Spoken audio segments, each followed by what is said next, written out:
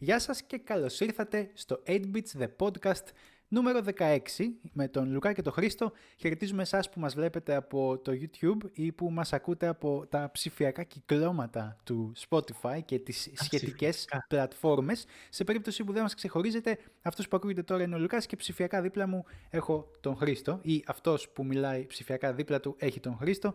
Τα βασικά θέματα, να σας πούμε ότι σας έχουμε ετοιμάσει ένα καταπληκτικό επεισόδιο σήμερα με πολλά ωραία νέα, όπως το νέο Battlefield, για το οποίο θέλουμε να ακούσουμε πολλά περισσότερα, τις κάρτες της AMD, τα μποτάκια που θα πούμε στη συνέχεια για που μας πήρανε τις κάρτες, τις 5080 και τις 5090, τις οποίες θα θέλαμε να αγοράσουμε αν οι τιμές τους ήταν χαμηλότερες. Θα μιλήσουμε για τη Valve. Ναι, μας έκαναν μια χάρη, θα λέγαμε. Ναι, μας έκαναν μια χάρη και τις πήρανε για εκείνους, γιατί εμείς δεν θα θέλαμε ποτέ να ξοδέψουμε τόσο πολλά χρήματα. Θα μιλήσουμε για τη Valve, για το SteamOS, για τη Framework και ένα ωραίο RISC-V board που ετοιμάζει, για το καινούριο God of War που θα μου πεις περισσότερες λεπτομέρειες γιατί δεν έχω ιδέα, και ναι. Αυτά. Θα δούμε. Ξέρεις όμως, Λουκά, τι δεν θα πούμε σε αυτό το επεισόδιο? Είμαι σίγουρος. Για πες. Γιατί έκανες παράπονα την προηγούμενη φορά που μαυρίζω κάθε φορά την ψυχή των ακροατών μας, οπότε σήμερα δεν έχουμε νέα για το gaming industry όσον αφορά τις απολύσεις, ξέρεις, να παγώσουν project, να σταματήσουν project. Ναι. Αυτή την εβδομάδα μπορείτε να... Μείνετε ήσυχοι ότι δεν υπάρχει κάτι κακό. Δεν έχουμε αντίθετα. Πολύ ωραία νέα. Και τι άλλο, βέβαια, αυτό που ανέφερες, έχουμε νέα για την AMD. Δεν σας το είχαμε υποσχεθεί. Το είχαμε υποσχεθεί. Λέγαμε, θα έχουμε νέα για την AMD. Έτσι και έγινε, ναι. Οπότε έχουμε πράγματα, έχουμε και για το God of War. Θέλω πάρα πολύ να μάθω τι συμβαίνει, αλλά το μεγάλο θέμα είναι το Battlefield.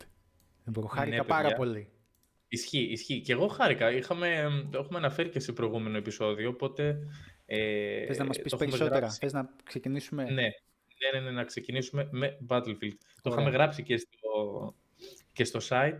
Λοιπόν, έχουμε το πρώτο pre-alpha footage, gameplay footage από την εταιρεία, μαζί με ένα σχετικό βίντεο. Τώρα ανάρτησε ένα βίντεο που, ανακοινώνοντας πέρα από το gameplay, τα πλάνα του στο gameplay, το Battlefield Labs. Τώρα, γιατί να το κάνει αυτό? Για να μας δείξει, ας πούμε, ότι είναι 4 στούντιο που αναπτύσσουν το παιχνίδι, κάτι που το ξέραμε, το ξαναλένε. Ναι. Καταλαβαίνω γιατί έχω μια ιδέα, αλλά για συνέχισε. Ωραία. Ναι, ρε παιδί μου, έχουμε την Motive, έχουμε η DICE, Ripple Effect. Ο καθένας δουλεύει πάνω σε ξεχωριστό κομμάτι. Μπράβο, αυτό είναι το σημαντικό. Ναι. Τώρα, τι καταλαβαίνουμε από τι πληροφορίες μπορούμε να αντλήσουμε από το gameplay footage? Λοιπόν, ας βάλω εγώ το βιντεάκι αυτό να κάνει μία έτσι γύρα. Ναι. Θα το ανοίξω σε ένα καινούριο tab. Παναγία μου, κουφάθηκα. Το setting είναι στη Μέση Ανατολή, κάτι που δεν έχουμε ξαναδεί, νομίζω, σε προηγούμενο Battlefield, σωστά? Νομίζω Μέση Ανατολή, όχι. Ίσως να υπήρχε κάποια αποστολή, αλλά ίσως να ήταν πολύ μικρή η αποστολή αυτή. Ξέρεις, η αναφορά σε αυτό το κομμάτι της στρογγυλής γης που ζούμε. Δεν παίρνει και όρκο, αλλά ναι. Αλλά, καλά, πρωταγωνιστής καταλαβαίνουμε θα είναι μάλλον Αμερικάνος. Εντάξει, κάτι είπες και εσύ τώρα. Τι πιο σύνηθες θα έλεγε κανείς. Ναι, ο Ευαγγελάτος intensifies. Είπαμε τα 4 στούντιο που το αναπτύσσουν. Το πλάνο ήταν να κυκλοφορήσει το παιχνίδι, κάτι που προσωπικά μου κάνει λίγο εντύπωση. Να κυκλοφορήσει το παιχνίδι ήταν το πλάνο. Ισχύει, πρέπει να κυκλοφορήσει το παιχνίδι. Αλλά πότε ήταν να κυκλοφορήσει? Μέσα στον Οκτώβριο του 2025, σύμφωνα με έναν πρώην developer της DICE. Ο οποίος για γνωστούς λόγους έγινε πρώην. Ναι. Οπότε το πλάνο ήταν να κυκλοφορήσει μέσα στον Οκτώβριο του 2025. Παρένθεση σε αυτό. Ναι. Δεν είναι λίγο πολύ σύντομο αυτό αν ίσχυε μάλλον αυτή η ημερομηνία κυκλοφορίας, δεν έρχεται πολύ γρήγορα. Εντάξει, δεν μπορώ να πω γιατί έχουμε πολλές έτσι, είχαμε νέα και φήμες σχετικά και με την ανάπτυξη και το ότι θέλουν ο νέος τίτλος του franchise να επιστρέψει στα παλιά καλά Battlefield που Ναι, ξέραμε. ήταν η γραμμή τους, αυτό το λέγανε καιρό, ότι θέλουν να... Όντως. Και το είχες γράψει και εσύ σε ένα άρθρο στο 8bits. Ναι, να έχουν το ίδιο τρόπο, το ίδιο gameplay, με το συγκεκριμένο αριθμό παιχτών, τα classes που ήταν, όπως και στο Battlefield 4 που ήταν πολύ από τα καλύτερα που είχε αγαπήσει και ο κόσμος. Μόνο ο κόσμος, όλοι το αγαπήσαμε αυτό το παιχνίδι. Ναι, ισχύει. Και ακουγόταν αυτό το πράγμα, ότι μάλλον θα κυκλοφορήσει τον Οκτώβρη. Τώρα, άλλαξε αυτό και πήρε λίγο μία παράταση στον Απρίλιο ή Μάιο του 2026. Νομίζω... Ανεπίσημα πάλι και αυτό. Όλα ανεπίσημα αυτά. Νομίζω Απρίλιο. Αλλά είτε Απρίλιο είτε Μάιο, όπως και να έχει, είναι το 2026, οπότε είναι μακριά. Αλλά τι έχουμε τον Μάιο και με βάση τα τελευταία δεδομένα, με βάση τις τελευταίες ειδήσεις, τον Μάιο εικάζεται πάλι. Όλοι οι εικασίες είναι αυτή η βιομηχανία τελευταία. Δεν ξέρω τι συμβαίνει. Απολύσεις και εικασίες. Ναι. Έχουμε το καινούριο GTA 6. Που θα λέμε στα εγγόνια μας ότι εγώ πρόλαβα την κυκλοφορία του GTA 6. Ναι, και τώρα εντωμεταξύ τότε θα ενδεχομένως ξέρεις να υπάρχει το GTA 7 μόνο. Σε 40 χρόνια από σήμερα. Γιατί θα το έχουν κάνει full milk και το 6. Θα το έχουν τραβήξει από τα μαλλιά. Αλλά τώρα η EA σκέφτεται ότι δεν θέλει να πέσει πάνω στο λαντσάρισμα ενός τόσο μεγάλου τίτλου όπως είναι το GTA 6. Ναι. Οπότε μάλλον θα το τρενάρουνε ακόμα περισσότερο. Κοίταξε, είναι καλό αυτό. Ναι. Βέβαια, ναι, αν ήταν κάτι να γίνει, ας γίνει. Αλλά εάν πιστεύουν όμως ότι όπως το κάνουν τα delays με την προϋπόθεση ότι θα βγει πιο polished τίτλος, όπως είχαν καθυστερήσει και άλλα παιχνίδια. Όχι βέβαια. Μπράβο. Ναι, αυτό τώρα καθυστερεί, δεν καθυστερεί για αυτόν τον λόγο. Είναι ξεκάθαρα από ό,τι λένε, πάλι αναφέρουμε ότι είναι εικασίες όλα αυτά, ότι μάλλον θα καθυστερήσει επειδή θα συνυπέσει, ας πούμε, θα συμπέσει ή θα συνέπευτε η κυκλοφορία. Θα συνέπευτε μάλλον. Ναι, με το GTA 6, οπότε λένε να το αποφύγουν αυτό και να το κυκλοφορήσουν αργότερα, καταλαβαίνω, έτσι. Όχι αργότερα, νωρίτερα, ναι. γιατί τώρα, με βάση το άρθρο που διαβάζουμε, αναφέρει μέσα... Όχι, ή δεν γράφει. Νομίζω ότι δεν γράφει και αυτό που αφήνεται να εννοηθεί από το mini βίντεο είναι κάποια στιγμή του 26 φλου. Ναι. Αυτό. Ωραία. Κοίταξε να δεις. Ναι. Αυτό που είπες μου έδωσε μια πολύ καλή πάσα. Για ποιο λόγο? Δύο πράγματα σκέφτομαι θετικά μάλλον για να τρενάρουν το λανσάρισμα του Battlefield. Δύο λόγους, ναι. Το καλό είναι ότι που δεν το λένε οι ίδιοι, αν θέλουν να το κάνουν polished, που μακάρι δηλαδή να το βελτιστοποιήσουν, να διορθώσουν bugs όσα περισσότερα μπορούν μέχρι την ημέρα κυκλοφορίας. Και το δεύτερο, ισχύει το ότι αν νιώθουν, έτσι, έχουν αυτή την πίστη στο παιχνίδι τους ότι θα πάει καλά και θα το αγαπήσει ο κόσμος και θα είναι όπως τα παλιά καλά Battlefield, ναι, δεν θα έπρεπε αντικειμενικά να πέσει πάνω σε μια τόσο μεγάλη κυκλοφορία που αντίστοιχα την περιμένει ο κόσμος. Δηλαδή το GTA 6 δεν χρειάζεται να πούμε περισσότερα το πόσο το περιμένει ο κόσμος και. Ισχύει. Οπότε είναι πολύ καλή κίνηση για μένα να το κάνει αυτό. Τώρα, σε συνδυασμό με το polishing που λέμε για το Battlefield, έχει ανοίξει τα playtesting sessions που κάνει η EA, πολλά, και νομίζω έχει και μια πλατφόρμα, μια φόρμα που συμπληρώνεις για να... Σωστά. Ναι. Για να μπορείς να μπεις και εσύ στο κομμάτι των δοκιμών, τέλος πάντων, και να δώσεις το feedback σου.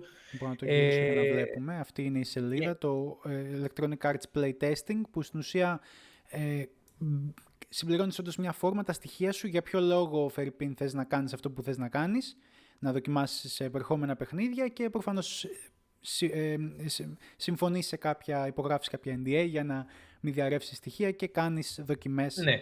Σαν ο playtester, ο κάποτε playtester που ήταν μέσα στην εταιρεία και δούλευε, τον κάνουν outsource δωρεάν, να πούμε, γιατί ξέρεις, το αντάλλαγμα θα είναι ότι θα παίξεις κάτι που δεν έχει κυκλοφορήσει και ενδεχομένως θα πάρεις και δωρεάν ένα αντίγραφο που δεν τους κοστίζει τίποτα. Καλά, αν γίνεται και κάτι τέτοιο, μιλάμε πολύ καλή κίνηση. Αν και από άλλες εταιρείες που το έχουν κάνει, δηλαδή έχουν αντίστοιχα δώσει ανοιχτά στο κοινό. Ανοιχτά όμως, ναι, οκ. Πώς το λένε, το παιχνίδι, ένα κομμάτι του παιχνιδιού, μια πρόσβαση είτε σε pre-alpha, όχι, νομίζω συνήθως beta δίνανε. Δεν είχαν δώσει δωρεάν μετά το παιχνίδι ή κάποιον κώδικο. Ναι. Ανάλογα τώρα, η EA το έχει κάνει και άλλες φορές όμως ανάλογα το game. Και ανάλογα και του στούντιο κυρίως. Μπράβο, αυτό. Σε κάθε περίπτωση είναι θετικό, κατά τη γνώμη μου, το εκτεταμένο τεστ και playtesting που κάνει η εταιρεία με την κοινότητα. Ναι, το αναφέρει αυτό και στο 5 λεπτό βίντεο, δηλαδή να το βρω το αναφέρουν πολύ. Μπράβο, βρες το σημείο. Εδώ είναι, ας πούμε, που αναφέρεται ότι με το Battlefield Labs στην ουσία δίνουν τη δυνατότητα σε αυτούς τους playtesters να δοκιμάσουν τον καινούριο τίτλο. Και φαίνεται και στους υπότιτλους για το σε τι αναφέρεται το βίντεο τη δεδομένη στιγμή, αλλά ναι, λένε ότι είναι στην ουσία ο πιο γρήγορος τρόπος για αυτούς να λάβουν το feedback για το παιχνίδι στην παρούσα φάση και να φτιάξουν ή να κάνουν ορισμένες τροποποιήσεις όσο προχωράνε με την ανάπτυξη. Πριν κυκλοφορήσει ο τίτλος στην αγορά. Ρε, πραγματικά ελπίζω να βγει έτσι όπως το έχουν στο μυαλό τους. Δηλαδή, έτσι όπως το οραματίζονται, ναι, αλήθεια. Γιατί όπως ξέρει, καλά, προφανώς εμείς οι δύο έχουμε μια ιδιαίτερη σχέση με το Battlefield. Ναι. Ειδικά με το 4 και το Battlefield 1, αλλά κυρίως με το 4. Κυρίως το 4, ναι. Και η αλήθεια είναι ότι ανέβηκε το βίντεο, έχει 1,5 εκατομμύρια προβολές ήδη τώρα 3 μέρες που έχει ανέβει και τα νούμερο 1 comments και στο Instagram, και εδώ είναι το pre-alpha gameplay που αναφέρουμε, που είναι, ξέρεις, 10-12 δευτερόλεπτα, αυτό ήταν όλο και όλο. Ναι. Βλέπουμε το distraction στα κτίρια, όλα αυτά, αλλά τα comments που έβλεπα για το σχετικό κομμάτι, έτσι, για το ύφος που εμφανίστηκε σε αυτό το pre-alpha gameplay είναι το ότι φροντίστε να έχει το gameplay και το multiplayer του Battlefield 3 αντίστοιχα και του 4 και να έχει τα γραφικά φερειπίν του 1, του 1. Μαζί με ενδεχομένως τα γραφικά του 5, αν και νιώσανε ότι το 5 ήταν μια μικρή υποβάθμιση από το 1 και κάποιοι το νιώθουν αυτό, παρόλο που υπήρξαν, ας πούμε, βάλαν αυτά τα RTX. Ήταν από τους πρώτους τίτλους που και η Nvidia έδειξε το Ray Tracing και με τις RTX 20 Series τότε ήταν τρομερές οι δυνατότητες που έβλεπες την αντανάκλαση των μικρών αισθήων φωτιάς. Ναι, το διαφημίζανε πάρα πολύ. Και όντως, ναι. legit ήταν και in-game δηλαδή δούλευε πάρα πολύ καλά. Ναι. Βέβαια δεν υπήρχε αυτό τότε, θυμάμαι, να τρέχουμε RTX 2080 ή RTX 2060 και άνοιγες το RTX και το παιχνίδι έτρεχε με 9-10 FPS. Ήταν πολύ ανώριμη περίοδος για Ray Tracing. Τώρα βέβαια έχουμε φτάσει στην εποχή που σου κάνει με το DLSS και Ray Tracing και μπορείς να τα έχεις όλα ενεργά και δεν σου κάνει εντύπωση πλέον δηλαδή. Ειδικά όταν έχεις παιχνίδια που το κάνουν enforce, που απαιτούν να έχεις RTX κάρτα. Πώς το λένε το παιχνίδι, το Indiana Jones. Μην μου ραγίσεις την καρδιά. Όχι, δεν πρόκειται. Ωραία σημεία, ας πούμε, παρατήρησα πράγματα που, όπως το πώς τρέχει ο χαρακτήρας, που θυμίζουν πολύ Battlefield. Δεν θέλω να πάρει, ξέρεις, να... Αυτό που λέγανε κάτω, μη γίνεται Call of Duty. Ναι, μη γίνεται Call of Duty. Χριστέ και Παναγιά, μη με απογοητεύσετε έτσι. Αυτό, μη γίνεται Call of Duty. Θέλουμε ένα παλιό, ωραίο, Πάντως, ένα κλασικό, ωραίο Battlefield. Αυτό έτσι, θα το το είπε ο έπαιρνα. Λουκάς Κουβέλης, παιδιά. Αυτό Θα ήτανε. το έπαιρνα, αλλά Αλλά παιδιά, pre-order μην κάνετε. ναι, το έχουμε πει πολλές φορές. Μην κάνετε περιμένετε λίγο να οριμάσει σαν ένα παλιό καλό κρασί. Εδώ είναι, Μην κλείνουμε το podcast. Ευχαριστούμε πάρα Ναι, πολύ. μην μην περιμένετε όμως πολύ. Εντάξει, είπαμε, Ναι, ε, σίγουρα. περιμένετε σίγουρα το πρώτο patch. Ή έστω, ξέρεις, βγαίνει, ακούστε τις γνώμες των Ναι, game ναι. reviewers, των σωστών, αυτών που δεν κάνουν Ισχύει. Review copy-paste από το bombing. reviewers guide, ναι, Είτε αυτό. και να το πάρετε. Ξε- Ακόμα και, ξέρεις, θα βγει, να σου πω αυτό, θα βγει και ξέρουμε ότι θα τρέχει χάλια στο PC, όπως όλα τα παιχνίδια. Οπότε, αναγκαστικά και να θες να το παίξεις, τι νόημα έχει το pre-order σήμερα αν δεν μπορείς να παίξεις το Game Day One. Μεγάλη κουβέντα. Μεγάλη κουβέντα. Μεγάλη κουβέντα. Πάντως, πραγματικά, περιμένετε λίγο και αλήθεια θα το ευχαριστηθείτε Ναι. αν όλα πάνε κατευχήν. Αυτό. Και ξέρεις τι παρατηρώ. Και αλήθεια, μακάρι να μην αποδειχτεί flop. Ναι. Τονίζουν πάρα πολύ ότι έχουμε 4 στούντιο που δουλεύουν πάνω στο παιχνίδι. Δηλαδή έχουν βάλει, η EA έχει βάλει τρομερή δύναμη στην ανάπτυξή του. Ναι. Τώρα Και πόσα άτομα να είναι εκεί πέρα. δίνει πολύ βάση και αυτό για μένα είναι λίγο πιο σημαντικό. Δίνει πολύ βάση στην κοινότητα, στο τι θεωρεί η κοινότητα. Όχι τι θεωρεί, Ναι. το feedback της κοινότητας, τα προβλήματα, να βρούμε τι προβλήματα έχει το παιχνίδι. Ναι, και Λέει να τα testing, δουλέψουμε. ναι. Ωραία. Αυτό για το Battlefield. Εντάξει, έχουμε ξαναπεί στο παρελθόν και άλλα πράγματα, οπότε δεν νομίζω ότι έχουμε κάτι επιπλέον έτσι ώστε να επεκταθούμε αυτή τη στιγμή τουλάχιστον. Δηλαδή, είχαμε αναφέρει τι έκανε και το κάθε στούντιο, που είχε επικεντρωθεί η DICE, η Ripple Effect, τα είχαμε αναφέρει. Ναι, Οπότε, αναμένουμε τώρα. Απλά περιμένουμε αυτό. Ναι, αυτό ακριβώς. Ναι. Ωραία. Αυτά για το Battlefield. Ας περάσουμε στο δεύτερο σημαντικό θέμα της συζήτησής μας, που είναι προφανώς τα bot. Τα bot ζουν και βασιλεύουν. Βλέπετε εδώ ένα bot σε αυτό το άρθρο το οποίο έχουμε ανεβάσει να κοιτάζει να γλυκοκοιτάζει έτσι ακριβώς μια RTX 5090 των 3.000 ευρώ και να λέει έλα εδώ, τώρα θα γίνεις δικιά μου. Η φάση ακριβώς με αυτό το λεξιλόγιο και με αυτό ακριβώς τη σειρά έγινε στην Ευρώπη, στην ευρωπαϊκή αγορά, όταν το PC Hardware, πώς λέγεται το site, το ξέχασα κιόλας, PC Games Hardware, ένα γερμανικό περιοδικό και site εφάμιλο με το Computer Base και άλλα γερμανικά μέσα, μας έφεραν μάλλον στο προσκήνιο το τι συνέβη σε κάποια μαγαζιά όπως το ProShop, και αυτό γερμανικό site, το οποίο είχε κάμποσο απόθεμα από RTX 5080 και 5090. Έδειξε λοιπόν ότι κάποιες από τις κάρτες αγοράστηκαν με bots, και όχι μόνο κάποιες, πάρα πολλές από ό,τι φάνηκε, και το περιοδικό αυτό λοιπόν πήρε στα χέρια του μερικά invoices, μάλιστα από αυτό είναι το σημαντικό, πήρε κάποια invoices στα χέρια του και τα ανέβασε κιόλας, που έχουν κρύψει το όνομα, ας πούμε, του πελάτη, και δείχνει ότι την έχει αγοράσει ο τάδε άνθρωπος και το request έγινε λαλαλα. Εξηγούν όμως ότι η διαδικασία αυτή έγινε με έναν λίγο shady, ας το πούμε, τρόπο.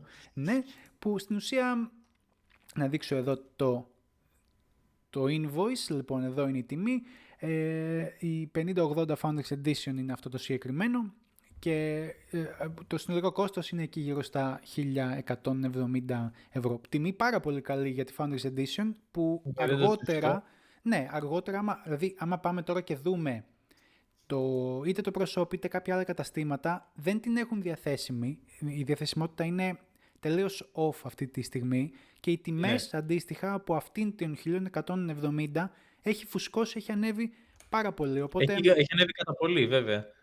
Ναι. Οπότε έτσι, ξέρεις, έχεις αποκλείσει αυτομάτως ένα πολύ μεγάλο μέρος της αγοράς που ήθελε στα αλήθεια να πάρει τις κάρτες. Οπότε Ήταν πολύ ενδιαφέρον το άρθρο και περίμενα να βγουν και updates. Ξέρεις, περίμενα να απαντήσει το προσώπ, να δούμε μήπως υπάρχει κάποια νεότερα για το πώς λειτουργήσε η όλη φάση. Και βγήκαν λοιπόν 2 updates σε αυτό το άρθρο. Το ένα έλεγε ότι υπήρξε το bot λοιπόν κυκλοφόρησε στο Discord, σε κλειστούς servers του Discord, ήθελε χρήματα αυτός που το έφτιαξε, ο άνθρωπος που το έφτιαξε για να λειτουργήσει, το οποίο προφανώς τα licenses αυτά το πλήρωνε, έπαιρνε στο license και λειτουργούσε το software και το software αυτό μετά βγήκε offline, σταμάτησε να λειτουργεί δηλαδή, αφού έκαναν ό,τι έκαναν, αφού έγινε ακριβώς. Η ζημιά έγινε, σταμάτησε να λειτουργεί και έπειτα είχαμε και την απάντηση του ProShop, ο οποίος ο country manager λοιπόν του ProShop, του καταστήματος αυτού, είπε στο PC Games Hardware ότι είναι ευθύνη της Nvidia να λύσει το πρόβλημα. Άκου τώρα.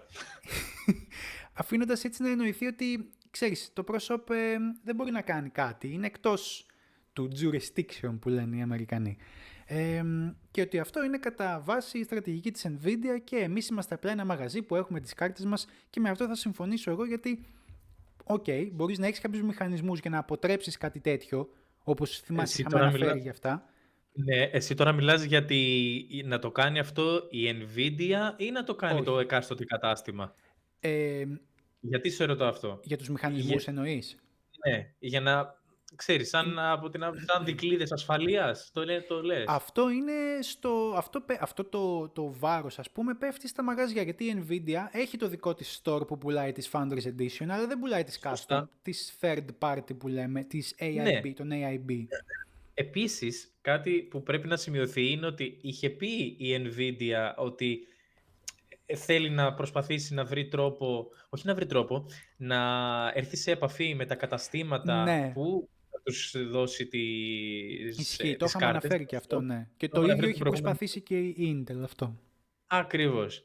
Και τώρα, όχι εσύ έχεις το πρόβλημα, όχι εσύ έχεις το θέμα που μας έκλεψαν τις κάρτες, μα όχι εσύ. Και είναι κάπως έτσι η Nvidia με τα μαγαζιά. Ναι. Και εδώ είναι ένα ακόμα invoice με την 5090 όταν έκανε 2.329 ευρώ. Και μιλάς για Founders Edition. Ναι, γράφει Founders Edition 32 GB. Οπότε είναι η Founders Edition. Ναι. Και αυτό είναι το επιβεβαιωτικό. Βλέπουμε εδώ είναι το επιβεβαιωτικό email που ήρθε σε αυτόν που παρήγγειλε την κάρτα. Ωραία πράγματα. Και κάτι άλλο που λέγαμε είναι ότι δεν υπάρχει μεγάλη διαθεσιμότητα παγκοσμίως σε Founders Edition κάρτες.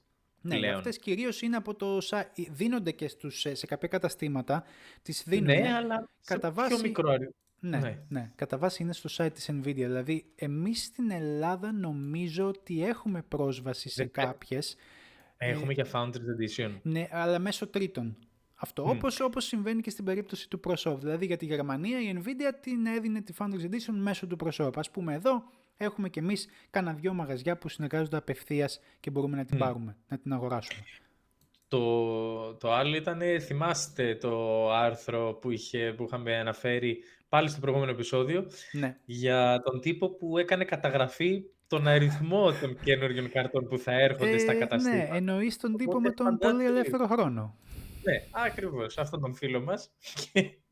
Φαντάσου λίγο τώρα την κατάσταση με τα μποτάκια. Τα πήραν όλα, τα εξαφάνισαν. Δεν έμεινε τίποτα. Και εδώ βλέπουμε επίσης το επίσημο store. Αυτό είναι το US, βλέπω, Marketplace, ναι, η NUS, της Nvidia με τις κάρτες. Ας πούμε 50-80 ώρους Master, η οποία είναι custom κάρτα της Gigabyte με το... Η προτινόμενη... Ναι, και η προτινόμενη... Βασικά η τιμή buy now είναι εδώ, δηλαδή σε στέλνει κατευθείαν στο Micro Center 12,99. Για να δούμε αν έχει αλλάξει κάτι. Βέβαια, εμείς δεν μπορούμε να την αγοράσουμε όπως και να έχει από το Micro Center, αλλά εδώ τη βλέπουμε 12,99. Βέβαια, not available. Ναι, είναι αυτή η κατάσταση που υπάρχει γενικότερα. Και limit one per household. Αυτό είναι το μόνο που έχουν βάλει σαν όριο τα συνεργαζόμενα καταστήματα. Το ότι μόνο μία. Δηλαδή, το bot όμως... Τι άλλο να κάνεις. Ναι, μα ακριβώς για μένα δεν φταίει το πρόσωπο που της πούλησε. Καταλαβαίνεις, δηλαδή σωστά. Αυτό. Θα μπορούσε να κάνει screening όποιον παίρνει την κάρτα θα ήταν λίγο κακό. Να πεις ποιος είσαι εσύ που θες την κάρτα. Θα σου πει ο άλλος, τι σε νοιάζει, τι είμαι εγώ. Πολύ απλά. Εντάξει. Αυτά με τα μπουτάκια. Τα μπουτάκια ήταν φαινόμενο που επαναλαμβάνεται. Θα πω μια θεωρία. Ναι, αυτά είναι ωραία τώρα. Πάμε. Η θεωρία μου είναι ότι η διαβολική σύμπτωση του DeepSeek που βγήκε και ξέρουμε ότι τα πηγαίνει περίφημα και σε κάρτες γραφικών και σε συστήματα γενικά, μαζί με μερικά άλλα μοντέλα. Δεν ξέρω αν έχεις παρατηρήσει, έχει βγει κάτι της Microsoft, ένα Phi 4 λέγεται, το οποίο είναι και αυτό ένα μοντέλο LLM στην ουσία. Ναι. Δωρεάν, open source και όλα τα σχετικά. Βγήκε και αυτό, ήταν γύρω στα 9 γίγα. Είναι 14B, 14 δισεκατομμυρίων παραμέτρων. Που είναι όχι, δηλαδή θες έναν καλό υπολογιστή για να το τρέξεις. Βγήκε και αυτό λίγο νωρίτερα από ότι το DeepSeek. Έχουμε το DeepSeek, το οποίο έχει πολλές επιλογές. Έχουμε και το Llama το 3,3, πάλι open source της Meta, Meta ίσον Facebook. Ναι, 70B, μεγάλο σχετικά, δεν μπορούμε να το τρέξουμε όλοι μας. Και βγαίνουν τώρα αυτές οι κάρτες οι οποίες είναι εξαιρετικές σε αυτό το κομμάτι. Τα σχόλια δικά σας. Κάποτε είχαμε το mining με τα bitcoin και όλα τα κρυπτονομίσματα που μπορούσαν να γίνουν mine. Το ethereum κυρίως, το bitcoin κάποτε, μετά ελαττώθηκε, το ethereum σταμάτησε από αυτό, έγινε proof of stake. Και τώρα έχουμε τα μοντέλα AI που όλοι μας στο γκαράζ μας, στην τουλάπα μας έχουμε ένα AI να τρέχει. Μοντέλο, παντού, ναι. Το AI είναι παντού το μοντέλο. Οπότε αυτή είναι η θεωρία μου, ότι ξέρεις, μάλλον πηγαίνουν σε τέτοια setups. Τώρα, ναι. Ισχύει, έχει μια βάση αυτό. Εν τω μεταξύ, εγώ είδα το άλλο για το DeepSeek, ότι το Perplexity το ενσωμάτωσε. Δηλαδή, άμα θες να χρησιμοποιήσεις το DeepSeek, βεβαίως, κύριε, μπορείτε. Ισχύει, το είδα και εγώ και είναι πολύ καλό και αυτό. Το Perplexity είναι για όσους δεν γνωρίζετε, μια μηχανή αναζήτησης, η οποία λειτουργεί αντίστροφα, δηλαδή, όπως κάνεις την ερώτησή σου στο ChatGPT, είναι σαν το ChatGPT να κάνει και αυτό να ρωτάει την Google, ας πούμε, να πιάνει κάπως asset και να σου επιστρέφει την απάντηση. Το κάνει μεν τώρα, αλλά το Perplexity το έκανε πολύ καλύτερα και το έχουν αναπτύξει πολύ όμορφα. Ισχύει αυτό. Μια παρένθεση. Το ChatGPT παρατήρησα τι έχει βάλει, τι feature έχουν βάλει τα τέρατα. Reasoning. Ναι, ισχύει. Τέλειο. Να σου μιλάει πιο λογικά. Να σου αναφέρει δηλαδή... ναι, πώς έφτασε σε αυτό το αποτέλεσμα. Αυτό είναι το σημαντικό. Γιατί ξέρεις τι, με το DeepSeek έχω παρατηρήσει τρέχοντας το ότι η αλήθεια είναι ότι πολλές από τις πληροφορίες που θέλω είναι μέσα στο reasoning output, γιατί σου βγάζει δύο πράγματα. Σου βγάζει πρώτα το output του reasoning και μετά από κάτω σου απαντάει.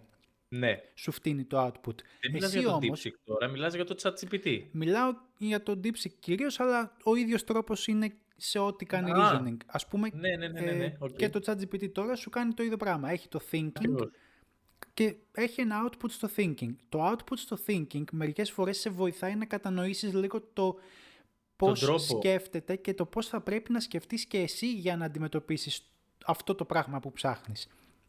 Είναι πολύ καλό αυτό, γιατί σε βοηθάει να σκεφτείς και εσύ σαν κάτι που θα το... Δηλαδή, ξέρεις, σαν ρομπότ. Σαν ρομπότ, αλλά είναι λίγο ενδιάμεση κατάσταση. Δηλαδή, ναι, σίγουρα. Σαν το προγραμματιστικό μυαλό, το μυαλό του προγραμματιστή που λέμε, πώς να τα βάλεις τα πράγματά σου σε μια λογική σειρά. Το λογική μου αρέσει πάρα πολύ σε αυτό το context. Αυτό είναι. Σε μια λογική σειρά για να τα εκτελέσεις ένα προς ένα. Όπως όταν ξεκινάμε ένα review ή ένα άρθρο στο 8bits, ή όταν ξεκινάμε να βάζουμε τα άρθρα για το podcast. Έχουμε ένα συγκεκριμένο mindset και έχει πολύ ωραία μυστικά το thinking process του AI, οπότε το να το βλέπουμε είναι πάρα πολύ καλό. Αυτό έχω να κρατήσω από το τέτοιο. Βέβαια, τεράστιοι copycats, ο ποιος έκλεψε ποιον τώρα. Εντάξει, αυτό είναι άλλο Παπαβαγγέλιο. Ναι. Πάντως, όσον αφορά για τα ποτάκια και την Nvidia, για να γυρίσουμε σωστά. Έτσι έχουν τα πράγματα. Θυμάστε, λέγαμε και στο προηγούμενο επεισόδιο ότι οι σκάλπτερες θα έρθουν. Και ναι, το επιβεβαιώσαμε. Και το επιβεβαιώσαμε. Επιβεβαιωθήκαμε μάλλον, σαν προφήτηδες. Ακριβώς. Πολύ προφητικό. Είμαστε προφήτες, όπως και να το κάνουμε. Οπότε με αυτά κατά νου, μην περιμένετε. Εντάξει, οι τιμές στην Ελλάδα παραμένουν όπως είναι. Μην περιμένετε Μην πολύ στόκ. ανησυχείτε. Λένε ότι ναι, μην ανησυχείτε. Ούτως ή άλλως δεν θα μπορείτε να τις πάρετε. Σε άλλα όμορφα νέα λοιπόν. Μπράβο, έτσι. Αυτή είναι η ωραία η πάσα. Δώσ' το. Κάτι που μάλλον Κάτι ούτε που αυτό θα μπορείτε να αγοράσετε, αλλά πρέπει να το αναφέρουμε γιατί μάλλον επειδή όλοι θα αγοράσουν τις άλλες, αναγκαστικά εμείς θα πάμε σε αυτές. AMD.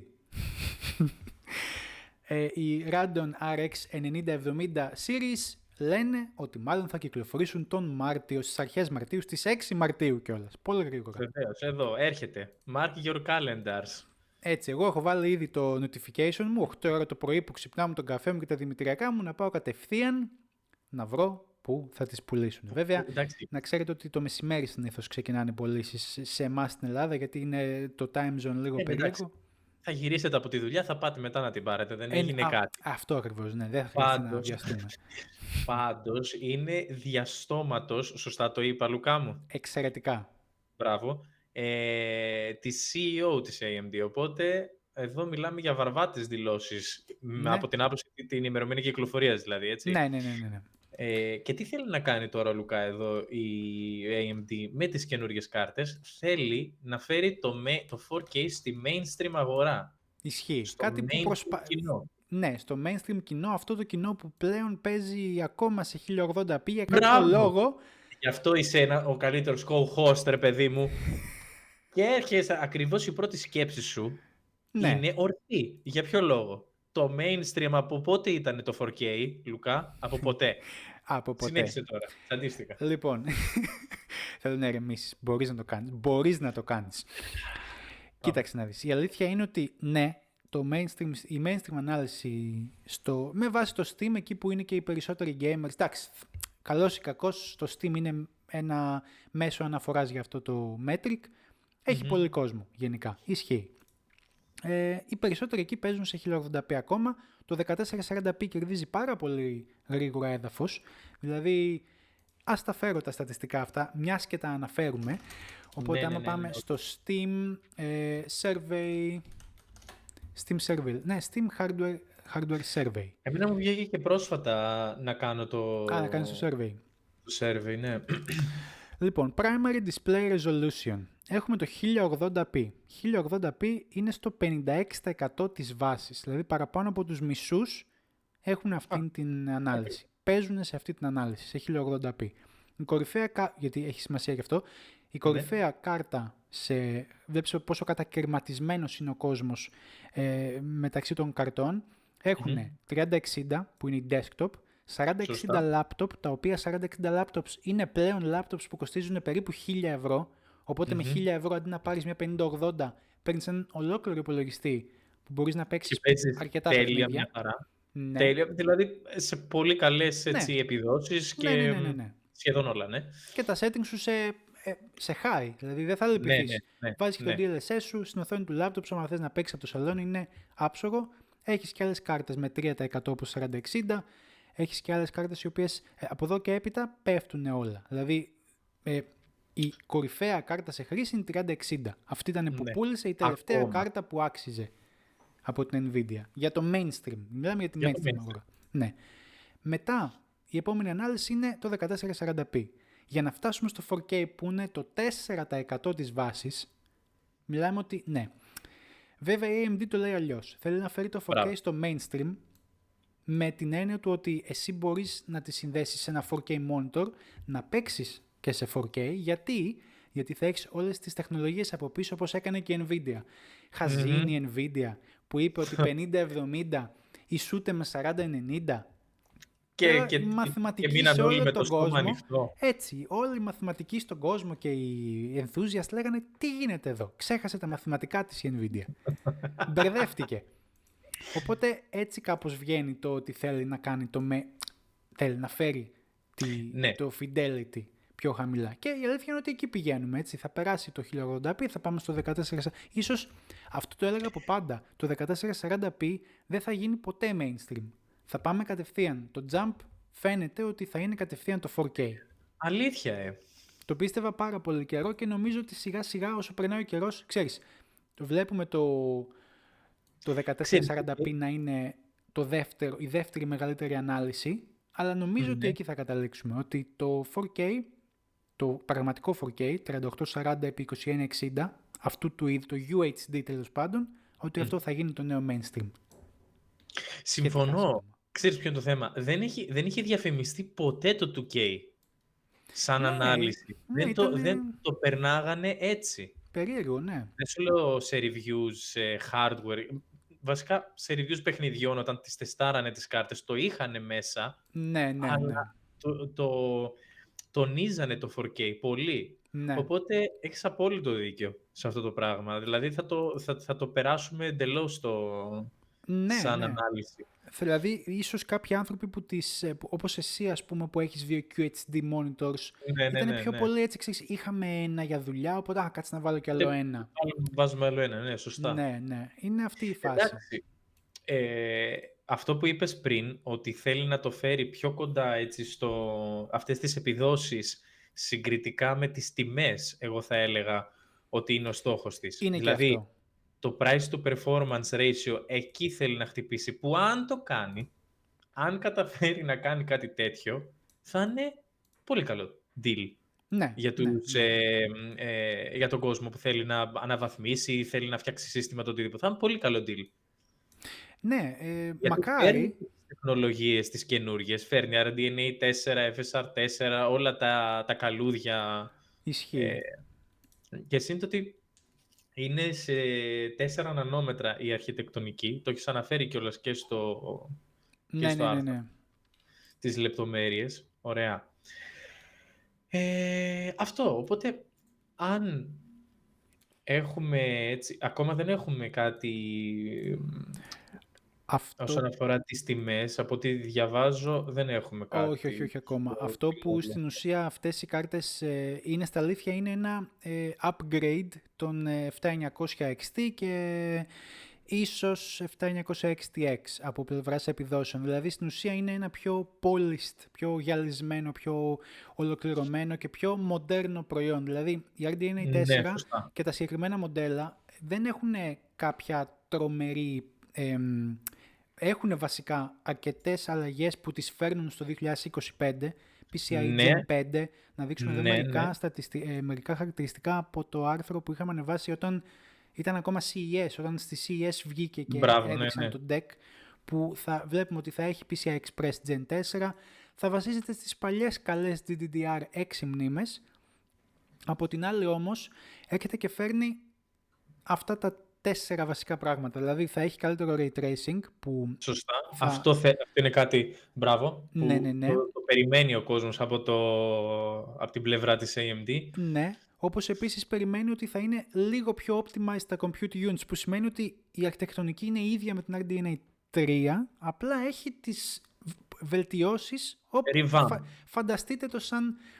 Πώς να σου το πω, σαν RDNA 3+, πώς ήταν η Zen με τους Zen Plus, ήταν μια αντίστοιχη φάση, αλλά στις κάρτες.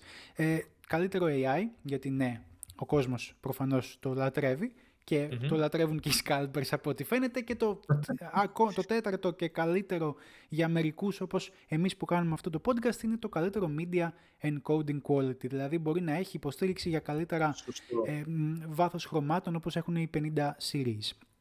Για να μας βλέπετε, να μας παρακολουθείτε έτσι πιο ωραία, πιο καθαρά. Ακόμα πιο καθαρά. Και βλέπεις ακόμα και η μνήμη, δηλαδή και στα δύο μοντέλα, η φημολογούμενη είναι 16 GB, δηλαδή και η 9070 XT με την 9070 έχουν 16 GB μνήμη, που είναι το minimum. Αυτό που θα έπρεπε να έχει η 5070, η οποία έχει μόλις 12 φερρυπίν. Και ήταν το μεγαλύτερο fail της Nvidia στη νέα γενιά. Η AMD ίσως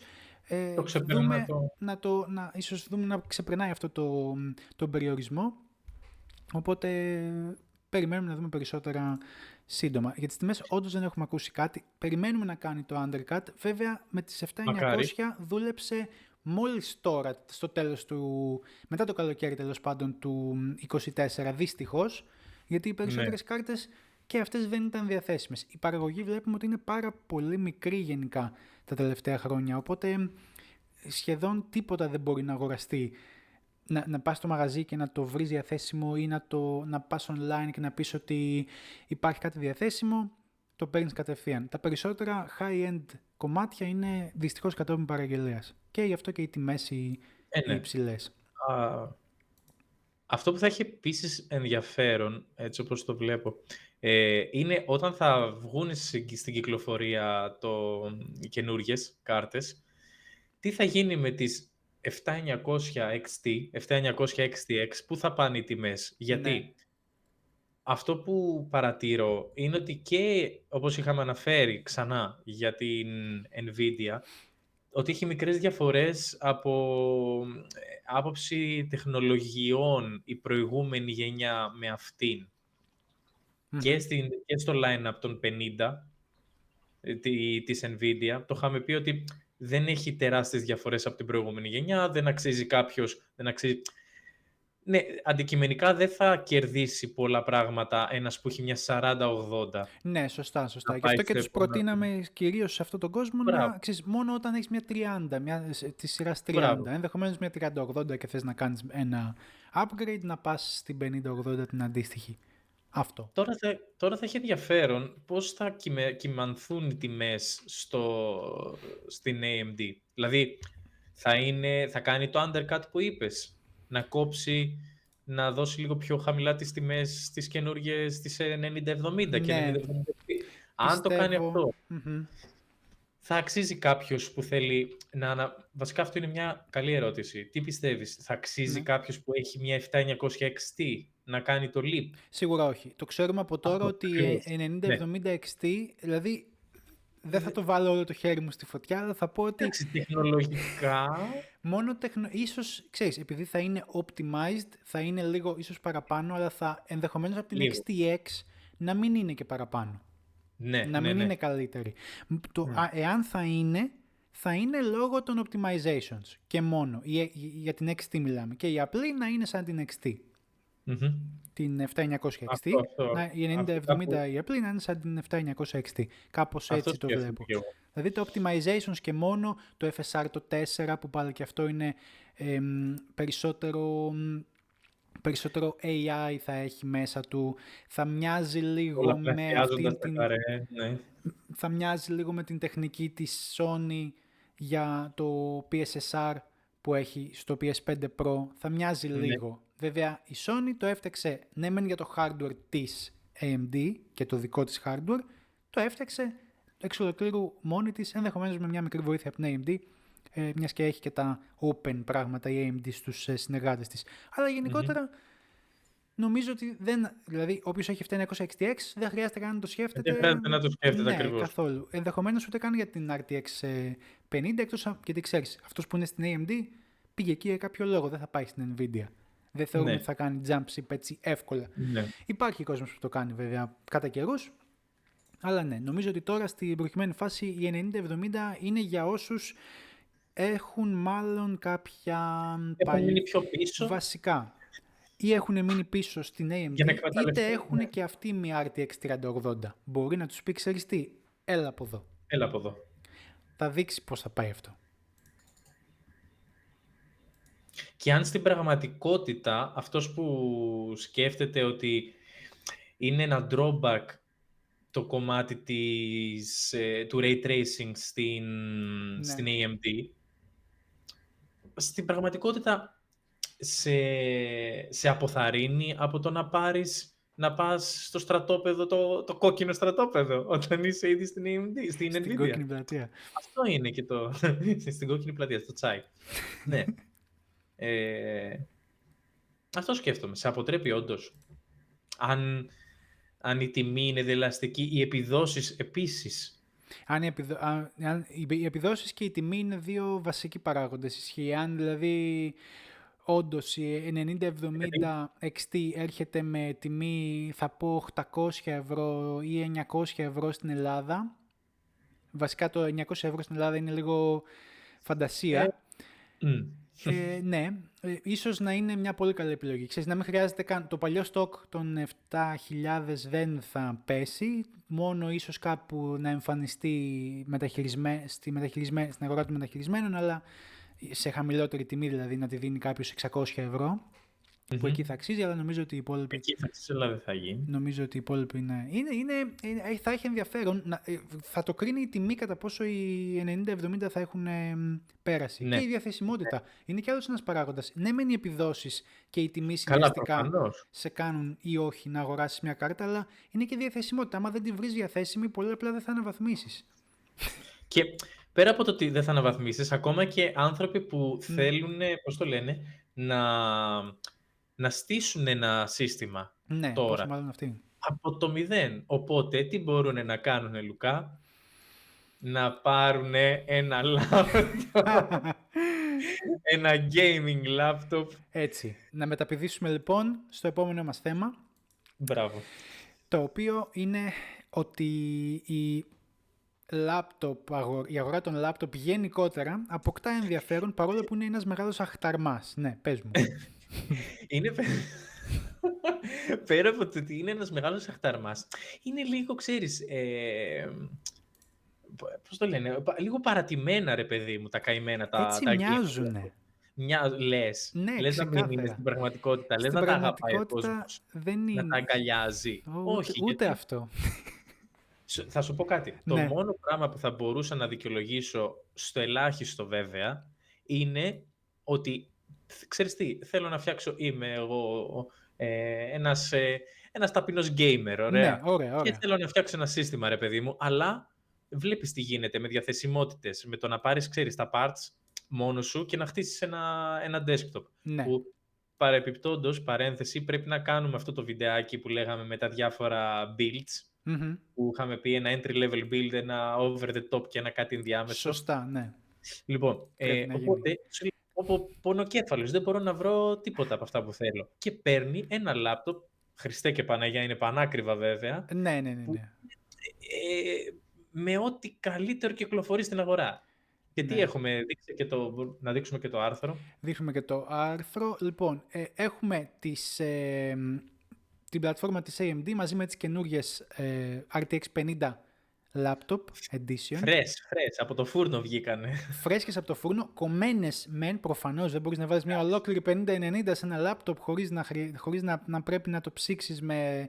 Χωρίς να ψήσεις μπιφτέκι πάνω τη στιγμή που παίζεις. Μπράβο, ή αυτό. Έχει θερμοκρασία. Ναι. Η AMD λοιπόν, να σου πω ότι έχεις ένα δίκιο. Γιατί να περιμένεις την 5080 ενώ μπορείς να πάρεις ένα ολόκληρο λάπτοπ στην τιμή της 5080 ή προφανώς στην τιμή της 5090 όπως στα λάπτοπ εδώ αυτού του άρθρου που κάνουν 2,5 και 3 και 4.000 ευρώ. Δηλαδή το κορυφαίο αυτής της λίστας που θα δούμε σε λίγο κοστίζει 4.000 ευρώ. Λοιπόν, η Dream Machines, θα σου πω πριν πούμε για την Dream Machines και το άρθρο ότι ωραία τα λες ότι γιατί δεν πας στη λάπτοπ αγορά. Αλλά θα σου πω ότι το μόνο κακό αυτή τη στιγμή με την αγορά των λάπτοπ γενικότερα, όχι μόνο τώρα για αυτό το άρθρο, είναι ότι είναι κατακαιρματισμένη πολύ, έχει πολλά παλιά parts τα οποία πλασάρονται για καινούργια parts, παλιές πλατφόρμες που ανακυκλώνονται από τους κατασκευαστές και πωλούνται σαν φρέσκα με την αλλαγή μιας GPU. Θα σου βάλει ένα παλιότερο CPU ή ακόμα και η AMD ευθύνεται αυτό, όχι μόνο οι κατασκευαστές των λάπτοπ. Ναι. Θα σου πλασάρει ένα rebranded CPU με νέο όνομα, το οποίο είναι 2 Zen γενιές πίσω, μπορεί να έχει Zen 3 αρχιτεκτονική, Ryzen 7000 Mobile, για παράδειγμα. Λέω ένα παράδειγμα, το οποίο είναι ένα κλασικό παράδειγμα, το οποίο η Ryzen 7000, εμείς ξέρουμε από το desktop ότι η Ryzen 7000 είναι Zen 4.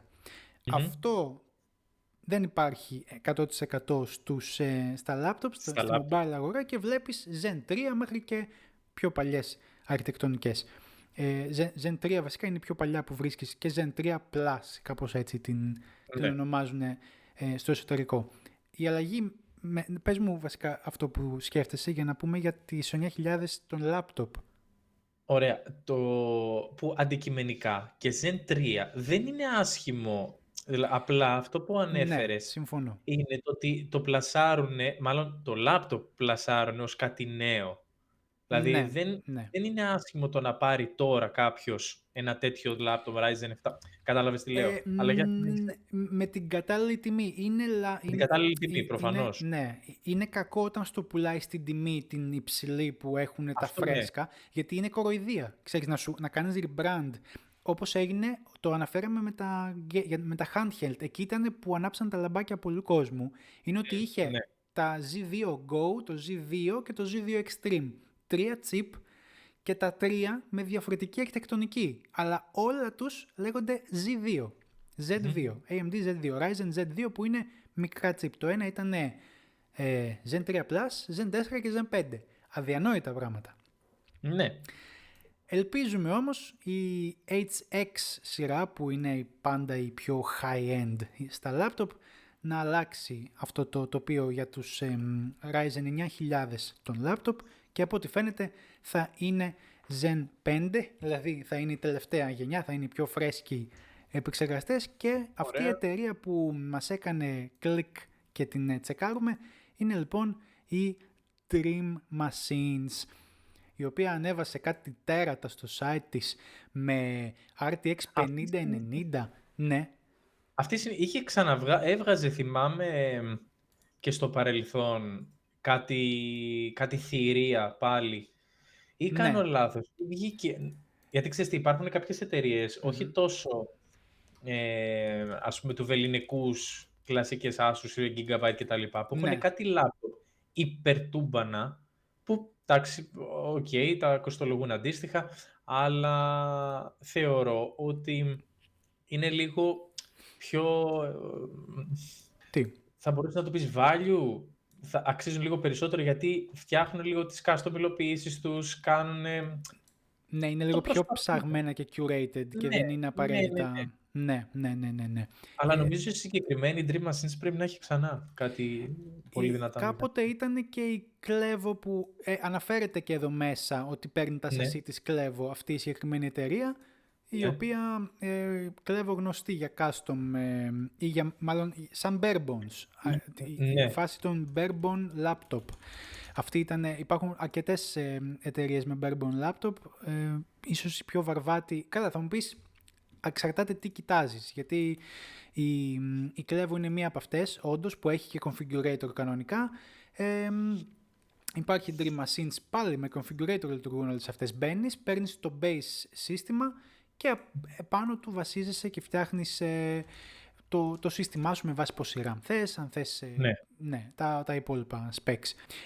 Αυτό το ενδιαφέρον αυτού του laptop εδώ είναι το γεγονός ότι βασίζεται στις νεότερες κάρτες της Nvidia, οι οποίες τώρα τον Ιανουάριο ανακοινώθηκαν και βγήκαν έτσι στο προσκήνιο, και μετά έχεις τους καινούριους επεξεργαστές της AMD πάλι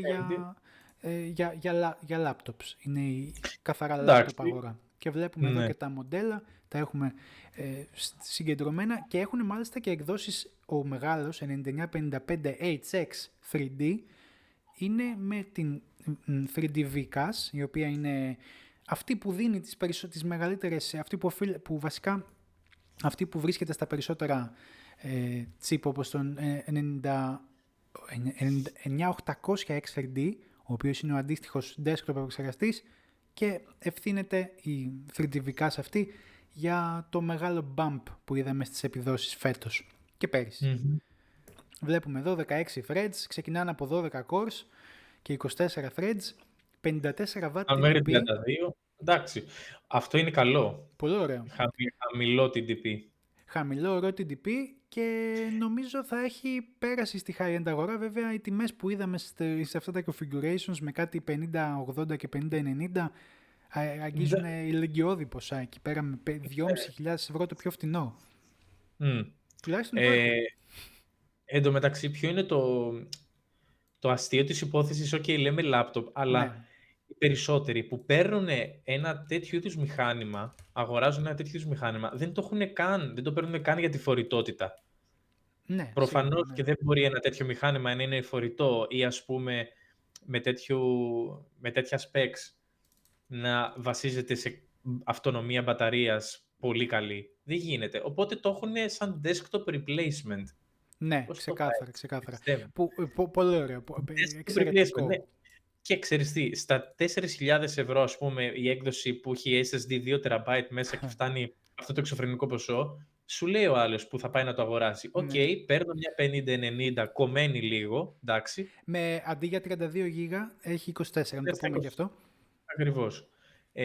Έχω και πάρα πολύ καλό επεξεργαστή από την AMD, εδώ είμαι.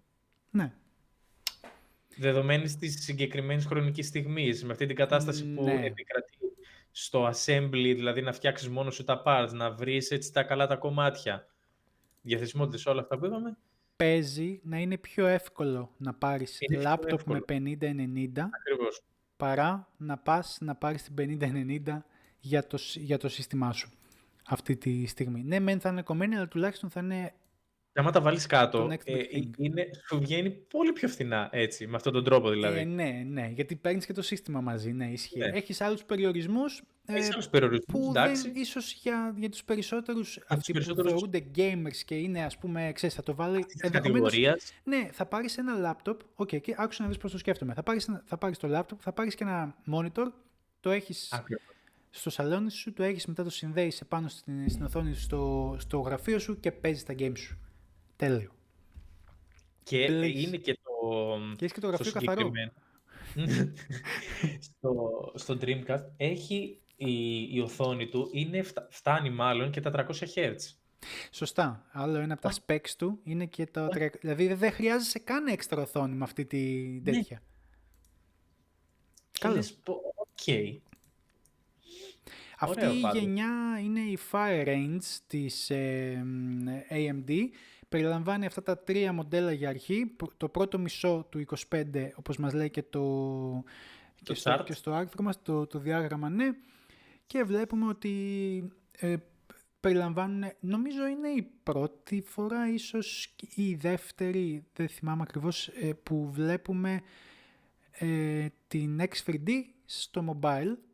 Δεν έχουμε επαφή αρκετή με X3D στο mobile και περιμένουμε από Μάρτιο και έπειτα, γιατί και αυτά τα laptop που τα βλέπουμε στο configurator εδώ δεν είναι διαθέσιμα ακόμα. Προφανώς τώρα, αλλά ελπίζουμε όταν θα έρθει η ώρα να είναι διαθέσιμα. Αλλά μπορείτε να τσεκάρετε για barebone laptops ή laptop configurator που έχουν αρκετές εταιρείες για ενδεχομένως κάποια όμορφα deals όσον αφορά τα laptop που μπορεί να θέλετε για games, για business. Αξίζουν κάποιες από αυτές τις εταιρείες να τις τσεκάρετε που και που. Ναι. Και μιας που αναφέρεις τώρα τις εταιρείες για τα laptop, μπορούμε να πούμε... Θες να μεταπηδήξουμε? Να μεταπηδήξουμε, ναι, στο framework στην εταιρεία και το καινούριο Risk. Μπορούμε να το πούμε αυτό και μετά να πάμε στα άλλα δύο θέματα. Ναι, βεβαίως. Το ενδιαφέρον άρθρο στο Ars Technica που θα δείξουμε αναφέρεται σε ένα Risk board. Η Risk είναι μια αρχιτεκτονική, πώς είναι η x86-64 αντίστοιχα για το desktop, έτσι υπάρχει και η Risk αρχιτεκτονική. Η Risk 5 είναι η Risk 5, έτσι λέγεται αυτή είναι η ονομασία της. Έχει εμπλακεί και εμπλέκεται ακόμα ο creator, αυτός που στην ουσία σχεδίασε τους Ryzen. Κοίτα να δεις που ξέχασα το όνομά του. Εντάξει τώρα. Απαράδεκτο. Πώς γίνεται να ξέρεις το όνομά του? Κι όμως. Πάντως, μέχρι να το βρεις εσύ, να πούμε λίγο ότι όσοι δεν ξέρουν για την εταιρεία, τη Framework, στοχεύει στο να κάνει όσο πιο upgrade friendly, να το πούμε, να μπορείς δηλαδή να αναβαθμίσεις parts στο laptop σου από μνήμες, από πληκτρολόγιο. Είναι modular η φάση της εταιρείας στα laptop της και έχει διάφορα configurations. Δηλαδή αυτή τη στιγμή βέβαια βλέπουμε 2 laptop που έχει διαθέσιμα 13 και 16 και μπορείς να το κάνεις configure με AMD. Έχει επίσης τι άλλο βλέπουμε? Τι SSD θέλεις να βάλεις? Το βασικό selling point είναι αυτό, το ότι είναι configurable. Μπράβο, και αλλάζεις πολλά πράγματα. Δηλαδή έχει μοτζουλάκια για να προσθέσεις μάλλον USB θύρες, Ethernet, έχει τέτοια πραγματάκια. SD, μπράβο, Ναι, δείξτε το ναι, και ναι. λίγο γι' αυτό. Και έχει πολύ ενδιαφέρον. Θα μ' άρεσε πάρα πολύ να είχα στα χέρια μου ένα τέτοιο λάπτοπ. Ή και το 13, Ισχύει. δηλαδή θα είναι πολύ καλό. Και το 13 φαντάζομαι ότι με μια έτσι πυκνή Λειτουργικό, οθόνη, με pixel, με πυκνά pixel, έτσι, ναι. μεγάλη ανάλυση θα ήταν πολύ καλή επιλογή. Το 16 ενδεχομένως να ήταν desktop replacement για την δικιά μου περίπτωση. Θα το ήθελα και αυτό. Βέβαια προφανώς εντάξει, ξεκινάνε από λίγο πιο ψηλά οι τιμές, αλλά όπως Ναι, βλέπουμε εδώ αλλά... το ότι είναι configurable έτσι και μπορείς να το φτιάξεις όπως Μπράβο. θες. Το δικαιολογώ. Ναι, Αλήθεια. Γιατί ναι. δεν υπάρχει πλέον αυτό το πράγμα στα λάπτοπ.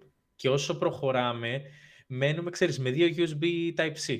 Και μετά βάλε dongles, βάλε enclosures για GPU και Το τέτοια dongle πράγματα. book Ναι, που λέγαμε κάποτε. από τη μία εντάξει, θέλεις να το κάνεις όσο πιο portable, όσο πιο ελαφρύ, ναι, όσο πιο ελαφρύ γίνεται. Αλλά, φίλε, εδώ, με τη framework, σίγουρα έχεις και το form factor που είναι λεπτό, έτσι, έχει τα Ναι, bezels ναι. και μπορείς να το αναβαθμίσεις, να το κάνεις... Είναι η Αναβαθμίσιμη χαρά μνήμη. του. Άλλο ένα πράγμα το οποίο πολλά λάπτοπ και της AMD και της Intel, ακόμα και με την ίδια πλατφόρμα, γιατί εδώ βλέπουμε ότι έχει αυτήν την πλατφόρμα που σου έλεγα, δηλαδή η 70 κάτι Series HS, είναι αυτή που είναι η Zen 3 αρχιτεκτονικής, αλλά υπάρχουν σε πολλές εκδόσεις γενικά. Και έχουν πάνω πολύ ισχυρά γραφικά, την 780M, που μία αντίστοιχη μπορείς να φανταστείς ότι υπάρχει και σε handheld consoles και μπορείς να παίξεις τα πάντα ακόμα και με την ενσωματωμένη GPU. Ναι. Το κακό με πολλά τέτοια λάπτοπ που τα βλέπεις φτηνά μερικές φορές, δηλαδή μπορείς να δεις ένα τέτοιο λάπτοπ με αυτό το CPU και να το βρεις στα 700 ευρώ ή 600 ευρώ. Ακριβώς. Που είναι τα μισά από όσα ζητάει το framework. Αλλά άμα πας στο site του κατασκευαστή, επειδή την έκανα αυτή την έρευνα το καλοκαίρι, μπαίνεις στο site του κατασκευαστή και βλέπεις την φράση RAM is soldered και τρελαίνεσαι. Και δεν σου δίνει καν. Κάποιοι σου λένε έχουμε soldered 8 και σου δίνουμε ένα slot που μπορείς να βάλεις μόνο μέχρι 16. Οπότε μπορεί να έχει το λάπτοπ σου μέχρι 24 GB μνήμης. Ακριβώς. Ένα περίεργο νούμερο, έτσι απλά για να το έχεις, να το βλέπεις στο Task Manager και τουλάχιστον μπορείς να το αναβαθμίσεις, αλλά είναι κουτσό το λάπτοπ και πάλι. Κάποια άλλα σου δίνουν 2 για να μπορείς να βάλεις 2 των 32 κιόλας. Και χτυπάνε την τιμή. Αλλά αυτά, μπράβο, θα χτυπήσουν την τιμή. Θα βάλουν 200 ευρώ επάνω για κάτι το οποίο δεν κοστίζει προφανώς τόσο, αλλά κοστίζει για τον χρήστη που θα θέλει στο μέλλον να αναβαθμίσει. Ναι, ακριβώς. Άμα πας τώρα και στο 16 που είναι το DIY Edition... Ναι, αυτό κοιτάζω. Μπράβο, βλέπεις ότι τα configurations είναι με βάση τον επεξεργαστή και την κάρτα γραφικών AMD, αλλά μπορείς να κάνεις ό,τι θέλεις. Ναι. Και είναι τέλειο. Ναι. Αλλάζεις το SSD, να βάλεις μνήμες, να σου λέει επίσης το βάρος. Είναι πολύ καλό. Ναι, αυτό πολύ ωραίο. Το ότι υπολογίζεις μεταξύ των δύο αυτών, δηλαδή, ναι, διαλέγεις ποιο από τα δύο CPU θα βάλεις, διαλέγεις τις μνήμες σου. Αυτή θα θέλαμε να είναι έτσι περισσότεροι κατασκευαστές, η αλήθεια είναι. Να γυρίσουμε στο βασικό μας θέμα, που είναι η RISC 5. Βρήκα ότι ο σχεδιαστής των Zen στην ουσία λέγεται Jim Keller. Αυτός ήταν ο άνθρωπος εδώ στα αριστερά της φωτογραφίας. Είναι αυτός που στην ουσία βοήθησε στη σχεδίαση το Zen, βοήθησε μετά την Tesla για κάτι πράγματα δικά της, βοήθησε την Apple για κάτι δικά της, βοηθάει εταιρείες από εδώ και από εκεί και πλέον ασχολείται με το δικό του startup, το οποίο είναι βασικά CEO στο startup αυτό, την Tense Torrent, η οποία ασχολείται με την RISC 5 και τις επόμενες μελλοντικές αρχιτεκτονικές RISC Y και κάτι περίεργα νούμερα. Βλέπουμε λοιπόν ότι η RISC αρχίζει και ήθελα να κάνω την εισαγωγή αυτή γιατί βλέπουμε ότι όπως η RISC 5 είναι στο ίδιο βεληνικές με την H86 σιγά σιγά, αντιμετωπίζει, σιγά σιγά βλέπεις περισσότερες πλατφόρμες στη RISC 5 και περισσότερους προγραμματιστές να δουλεύουν πάνω σε αυτή την πλατφόρμα. Αυτός είναι ο στόχος. Γι' αυτό και λοιπόν η framework μεταπήδηξε από τα laptop, τα άφησε λίγο στην άκρη και είπε ας βγάλουμε ένα board έτσι για diehards για $200, το Πολύ καλό. οποίο έχει επάνω πάρα πολλά πράγματα. Έχει, όπως και τα laptops της Framework έχουν cooler, σύστημα ψήξης γενικότερα, το οποίο το έχει σχεδιάσει η Cooler Master. Έχει επάνω μπόλικους πυρήνες και πράγματα και parts. Μπορεί να τρέξει πολλές από τις τωρινά λειτουργικά συστήματα, κυρίως Ubuntu ή κάποιο Fedora, Φερρυπίν. Τρέχουν όμορφα και ωραία στη RISC-V και ο στόχος είναι να μπορέσουν να κάνουν την αρχιτεκτονική λίγο πιο διαθέσιμη προς τους προγραμματιστές. Αυτό και γενικά για τους developers είναι πολύ δελεαστικό. Όσοι ασχολούνται δηλαδή με τέτοιου μικροεπεξεργαστές και αυτού του είδους τα projects που θα μπορούσαν να κάνουν, ξέρεις, έχεις πολλές ιδέες, είναι δελεαστικό. Και τα $200 που Δεν βγαίνει είναι, το συγκεκριμένο... Και σαν τιμή δεν είναι άσχημη. Για την ώρα, η RISC-V υπάρχει τριγύρω μας σε low-level πράγματα που δεν είναι τόσο... ίσως δεν τα χρησιμοποιούμε συνέχεια κάθε μέρα, αλλά ενδεχομένως κάποιο router, μικροελεγκτές σε διάφορους, σε servers ενδεχομένως, και υπάρχουν, δηλαδή η RISC-V υπάρχει στον κόσμο γύρω μας. Και αυτή η πλατφόρμα λένε, είναι ίσως στα άμεσα σχέδιά τους για να τη βγάζουν πρώτα για τους developers. Εμένα μου δείχνει το ότι προσπαθούν να κάνουν probe την αγορά, για το αν ενδιαφέρεται η αγορά για κάτι τέτοιο, ενδεχομένως για να βγάλουν κάποιο laptop βασισμένο σε RISC-V στο μέλλον. Γιατί η RISC-V επίσης είναι και open source, έτσι, royalty free instruction set, το οποίο εφόσον είναι πολύ αποδοτικό, πολύ πιο αποδοτικό από το x86, μπορεί ίσως να το αντικαταστήσει κάποια στιγμή στο μέλλον. Και για να βλέπεις ανθρώπους όπως ο Jim Keller να επενδύει σε κάτι τέτοιο, ο οποίος έχει κάνει αρκετά καλά πράγματα. Έφερε, ορθοπόδησε την AMD, έκανε κάποιες ventures, ας πούμε, πήγε από εταιρεία σε εταιρεία και τους έφτιαξε και τώρα καταστάλεξε σε αυτή. Ίσως κάτι κρύβεται πίσω από αυτό, το οποίο μένει να το δούμε. Θα το δούμε, ωραίο πάντως. Και πολύ ωραίο το board φαίνεται. Μ' αρέσει έτσι. Το clean, μαύρο, όμορφο. Έχει πάνω και κάποια πράγματα τα οποία συνδέονται ενδεχομένως με το υπόλοιπο laptop. Γιατί πρόκειται για development board, αλλά κάποια συμβατότητα θα υπάρχει. Ναι. Και βλέπουμε επίσης αυτό πρέπει να είναι κάποιο είδους M.2. Υπάρχει δηλαδή, είναι για developers, είναι για ανθρώπους που το έχουν λίγο παραπάνω και θέλουν να αναπτύξουν κάτι πάνω σε αυτή τη πλατφόρμα. Κυρίως αυτό. Μ' αρέσει όμως. Ναι. Ας κλείσουμε με τα υπόλοιπα νέα μας. Λοιπόν, και πώς γίνονται αυτές οι πάσες σήμερα από θέμα σε θέμα. Είναι φοβερό. Και δεν θα φύγουμε από το portable κομμάτι, γιατί ήμασταν σε laptop, αλλά τι δεν έχουμε αναφέρει? Τι? Φορητές κονσόλες. Θα γίνει το mainstream. Θα γίνει πολύ mainstream πλέον. Πάντως, εντάξει, πριν ξεκινήσουμε με το θέμα μας, πολύ κίνηση με φορητές κονσόλες και portable handheld και τέτοια. Ναι. Είναι κάτι το οποίο εμένα μου αρέσει. Και ξέρεις τι, η αλήθεια είναι ότι όσο αποκτάς, ας πούμε, αυτό που λένε, αποκτάς... τριβή με το... Όχι, θέλω να πω ευθύνες και πράγματα στη ζωή σου. Έχεις από εδώ, από εκεί, γυναίκες, παιδιά, ιστορίες, το ένα το άλλο που έχουν πολλοί που ακούμε. Δεν προλαβαίνουν να παίξουν μόνο στο κρεβάτι τους, να πάρουν το Ally, ας πούμε, ή το Steam Deck και να παίξουν το αγαπημένο τους game λίγο πριν κοιμηθούν. Τι θα έκανε έτσι... τι θα σε έκανε χαρούμενο, ρε παιδί μου, να μπορούσε να έχεις μια μικρή κονσόλα ακόμα ή μία ακόμα κονσόλα. Μία ακόμα κονσόλα στο σαλόνι. Στο σαλόνι, ναι, για να μην παίξει ποτέ. Κυρίες και κύριοι. Γιατί έχουμε την Valve, η οποία φημολογείται ότι ετοιμάζει καινούρια κονσόλα εξ ολοκλήρου βασικά με το λειτουργικό SteamOS, και σε συνεργασία με την AMD. Και τι θα έχει μέσα? RX 9070. Έτσι. Και όλα τα καλούδια που είπαμε πριν με τις τεχνολογίες, FSR, 4, RDNA κλπ. Σωστά. Τώρα, θέλει, με βάση και το άρθρο που βλέπουμε, η Valve θέλει να μπει στον κλάδο της κονσόλας Και θέλω να κάνουμε και μετά μια συζήτηση Της σχετικά κονσόλας με είναι αυτό. ήδη, της home Εννοώ, κονσόλας του σαλονιού είναι το ζήτημα. θέλει να μπει σε αυτό το... Τη συγκεκριμένη κατηγορία κονσολών. Ναι, να να αντιμετωπίσει το ξαναμπεί. PlayStation και το Xbox. Ναι. Να γίνει, να έχει έτσι μερίδιο Αυτό, μπράβο. των Να παιχτών πάρει και εκεί. λίγο από την πιτούλα της Sony και της Microsoft. Βέβαια τη Microsoft αυτή τη βάζουμε μέσα, πιτούλα δεν έχει να φάει τόσο καιρό.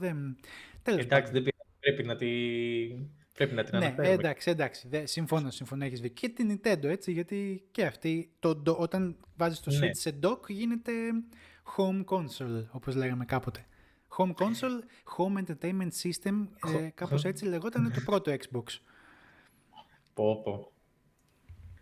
Αλλά εντάξει, το θέμα τώρα με την Valve είναι ότι παρατηρήσαμε στο καινούριο Lenovo το Legion Go S, που έχει μάλλον το λειτουργικό, το SteamOS. Σου λέει τώρα η Valve, γιατί να μην φτιάξω μια κονσολίτσα εξ ολοκλήρου και να την έχεις, ξέρω εγώ, στο σαλόνι σου, να είναι συνδεδεμένη με τη library στο Steam σου και να είσαι κύριος. Και εδώ έρχεται το ερώτημα. Αυτό δεν μπορούμε να το κάνουμε αντικειμενικά και με το Steam Link?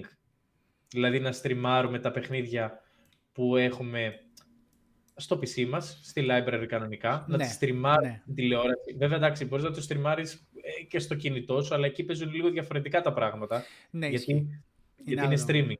Okay. Και σκέφτομαι τώρα, κατά πόσο έτσι είναι μια καλή κίνηση αυτή. Γιατί στο παρελθόν τι είχε κάνει, πάλι ξέρουμε για τα Steam Machines, τα οποία βέβαια δεν είχαν προχωρήσει, γιατί ήταν βασισμένο κάτι με το Linux-based σύστημα που είχαν. Ήταν πολύ πρώιμη κατάσταση με το Linux. Ακόμα βασικά έχουν προβλήματα. Ήταν πολύ παλιά. Ναι, αυτό που φτάσαμε να το λέμε τώρα, είναι καμιά δεκαετία πριν. Σωστά, και λίγο παραπάνω. Και σκέψου ότι... δεν προχώρησε. Δεν προχώρησε, ήταν πολύ νωρίς για το Linux τότε. Δεν υπήρχε η υποστήριξη, δεν υπήρχε ούτε το πρώτο layer, το layer στην ουσία που έχει αναπτύξει η Valve για το Steam Deck, το οποίο μεταφράζει on the fly παιχνίδια των Windows στο Linux. Αυτά τα πράγματα τότε ήταν πολύ πρώιμα. Γι' αυτό λέμε ότι ακόμα έχει προβλήματα το Linux και έχει διάφορα hurdles που πρέπει να περάσει κάποιος για να έχει ένα λειτουργικό Linux σύστημα και να παίζει τα games του. Και τότε ειδικά που δεν υπήρχαν καν τα translation layers, δεν μπορούσες, υπήρχε και μικρότερη μάλλον υποστήριξη για hardware. Δηλαδή και η AMD, αλλά πόσο μάλλον η Nvidia, δεν δίνανε ούτε drivers, δεν είχαν ούτε καλή υποστήριξη, ούτε βασική υποστήριξη για το hardware τους σε αυτή την πλατφόρμα. Αυτό με τους drivers ισχύει, γιατί τώρα, βέβαια από τότε είχε μείνει, ναι εντάξει δεν είχε προχωρήσει, αλλά είχε μείνει μάλλον στον πάγο όλο αυτό το ζήτημα με τα Steam Machines, τη Valve. Δεν ξέρω αν το είχε αφήσει, δηλαδή το δούλευε, ξέρεις. Υπάρχει απάντηση γι' αυτό. Προφανώς και το δούλευε, γιατί βγήκε το Steam Deck, το οποίο είναι ένα Steam Machine σε πολύ μικρή έκδοση. Δηλαδή τότε δεν μπορούσε να φτιαχτεί κάτι τέτοιο γιατί δεν υπήρχε το hardware. Δεν το δούλευε συνεχόμενα σε βάθος χρόνου. Σίγουρα το δούλευε πολύ. Θέλω να πω ότι ξέραμε ότι το έκανε με τα Steam Machines και pre-built Steam Machines, τα οποία πωλούσαν, ας πούμε, μαγαζιά στην Ευρώπη, που τους έδινε το image, τους έλεγε φτιάξτε το σύστημα και πουλήστε το. Αλλά το δούλευε από εκεί και έπειτα μέχρι σήμερα, γιατί ήθελε και έβλεπε ότι τα Windows δεν είναι απαραίτητα το λειτουργικό σύστημα που θα παίζουν όλοι. Θα θέλανε το Linux να είναι, το οποίο είναι free, είναι configurable, είναι ελαφρύ. Ναι, σίγουρα πολύ πιο ελαφρύ. Ειδικά κάποιες διανομές όπως Nobara Linux ή τα Buzzite ή το SteamOS, που είναι παρακλάδια, είναι όλο το ίδιο πράγμα, τρέχουν με απίστευτα εξαιρετικό τρόπο σε σημερινό hardware ειδικά. Οπότε πιστεύω ότι το έκανε στο background. Ίσως όχι όμως, ναι, αυτό που λες ίσως όχι πολύ ενεργά, αλλά σίγουρα το δούλευε και βγήκε με το Steam Deck και άλλαξε τον χώρο. Που καλά, το έκανε εντυπωσιακά. Αυτό ισχύει, αλλά αυτό που είπες πριν με τους drivers, που δηλαδή τότε και στην αρχή δεν υπήρχε δεν υπήρχε καλή συνεργασία μεταξύ του hardware και των drivers, οι εταιρείες δεν τα έδιναν και ανοιχτά. Τώρα ο σκοπός της Valve είναι να πάρει αυτές τις καινούργιες κάρτες που δίνει η Nvidia στην καινούργια σειρά και η Nvidia είπα, αυτού, η AMD, και να το βελτιστοποιήσει, δηλαδή να το φέρει σε τέτοιο στάδιο έτσι ώστε να επικοινωνεί να επικοινωνεί seamlessly με το λειτουργικό. Αυτό. Ναι. Φήμες είναι βέβαια ακόμα, αλλά πιστεύουμε ότι όντως θα γίνει κάτι τέτοιο και θα έχει ενδιαφέρον να το δούμε στην πραγματικότητα πώς θα πάει όσον αφορά τις πωλήσεις, δηλαδή σαν κονσόλα. Ναι, επειδή το ανέφερες για το είπες κάπως ότι εφόσον έχουμε το Steam... Εφόσον έχουμε εντάξει, το ανέφερα γιατί στην αρχή έτσι όπως το διάβασα, που έλεγε ότι θέλει η Valve να μπει στα σαλόνια μας. Μπράβο. Να έχουμε άλλη μια κονσόλα κάτω από την τηλεόρασή μας. Λέω, κοίτα, ναι μεν δεν έχουμε μια κονσόλα αυτή τη στιγμή, αλλά όποιος έχει καλό ίντερνετ μπορεί να στριμάρει πολύ καλά στην τηλεόρασή του τα παιχνίδια. Ναι. Βέβαια με υποσημείωση και αυτό. Εννοείται. Γιατί, το latency είναι έχω δοκιμάσει το Steam Link στο κινητό. Δράμα η κατάσταση. Το κάνεις από Wi-Fi κιόλας στο κινητό, όντως. Ναι. Στο κινητό με Wi-Fi, θα είναι λίγο... Όχι, ήταν πολύ. Το latency ήταν... Ναι, και ειδικά και εξαρτάται και το game που παίζεις και τα settings που έχει στήσει το link στην ουσία. Ναι. Εντάξει, όντως το latency ειδικά για παιχνίδια τύπου competitive δεν υπάρχει. Το Steam Link ακόμα είναι πίσω σε αυτό το πράγμα. Τα πρότυπα αυτά είναι κυρίως. Δηλαδή το Wi-Fi στην προκειμένη ή το ότι δεν έχεις δεκάρι nick gigabit για να συνδέσεις από PC σε PC, ρε παιδί μου. Αυτά είναι που σε κόβουν. Ξέρεις τι πιστεύω ότι θα κερδίσει μόνο αν βγει μια τέτοια κονσόλα? Η φορητότητα και μόνο. Τίποτα άλλο. Γιατί θα παίζεις παιχνίδια από τη Steam Library που έχεις. Ναι. Έχεις το PC σου, οπότε σε κάθε περίπτωση αυτά τα παιχνίδια τα παίζεις στον υπολογιστή, είτε desktop είτε laptop. Άρα την κονσόλα, ας το πάρουμε λίγο έτσι. Την κονσόλα τι θέλεις? Την θέλεις για να παίζεις την τηλεόρασή σου? Ωραία, παίρνεις το laptop σου, το συνδέεις π.χ. στην τηλεόρασή σου. Ναι, ενώ αυτό θα είναι slim, ωραίο, θα είναι πάντα συνδεδεμένο επάνω. Έχει το κοινό του. Έχει το κοινό του, άραγε. Μιλάμε δεν μιλάμε για Xbox που έχει συγκεκριμένο κοινό, PlayStation που έχει συγκεκριμένο κοινό και αντίστοιχα η Nintendo. Μιλάμε για το Steam που είναι... Ξέρεις, κατάλαβες που το πάω. Κατάλαβα που το πας και νομίζω έχω μια εικασία πάλι για αυτό το πράγμα. Μ' αρέσουν αυτά, ναι. Το έκανε και με το Steam... Μπράβο, θα κάνει το ίδιο πράγμα που έκανε και με το Steam Deck. Έβγαλε το Steam Deck όχι για να είναι το ταχύτερο, καλύτερο, να τα γκρεμίσει όλα. Το έκανε και στην ουσία έδειξε τον τρόπο και κοίταξε τους υπόλοιπους παίκτες, την Lenovo, την Asus και όλη την MSI, και είπε, κοιτάξτε τι μπορείτε να κάνετε με το hardware πλέον. Και αντιγράψανε. Το ROG Ally είναι ίσως το πιο πολύ πουλημένο της Asus αυτή τη στιγμή, ακόμα και από το Steam Deck είναι και φτηνότερο, οπότε έχει πουλήσει περισσότερο όπως και να έχει και ήταν και περισσότερο καιρό, αλλά βλέπεις ότι υπάρχουν πολλές γεύσεις πλέον, πολλά μοντέλα. Το ίδιο φαντάζομαι ότι θέλει να κάνει με το Home, θα βγάλει το πρότυπο, το δικό της, και θα πει, τώρα που είμαστε έτοιμοι, δώσε και το SteamOS σε όλους, public release, το οποίο περιμένουμε, γιατί τώρα μπορείς να εγκαταστήσεις το SteamOS στο PC σου, αλλά θέλει πάρα πολλά πράγματα. Γι' αυτό και έγινε το ίδιο πράγμα βασικά με το Linux. Έβγαλε το SteamOS που είναι το πρότυπο SteamOS για το Steam Deck, αλλά ταυτόχρονα άλλοι developers, open source και μη, βγάλανε Linux εναλλακτικό, το οποίο έχει ωραίο installer και δεν είναι το installer όπως το SteamOS που είναι text όλο. Ένα command τεράστιο, χιλιόμετρα γράφεις για να εγκαταστήσεις ένα λειτουργικό, και βγήκανε 3-4 διανομές Linux που εγκαθίσταται στο PC τέλεια, με GUI, με τα πάντα.